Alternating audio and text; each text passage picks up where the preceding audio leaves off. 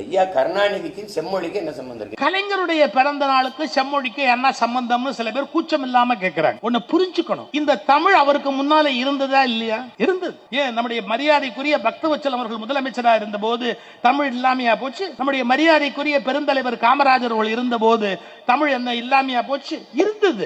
ஏன் மூதறிஞர் ராஜாஜி உட்கார்ந்து இருந்தார் முதல்வரா, அப்ப கூட என்ன தமிழ் இல்லாமையா போச்சு? இருந்தது. ஆனா அப்பெல்லாம் தமிழ் தமிழ் தமிழ் தமிழ் என்று மட்டுமே இருந்தது. டாக்டர் கலைஞர் முதல்வரான பிறகுதான் அது செம்மொழி என்று இந்திய அரசால் ஏற்றுக்கொள்ளப்பட்டது.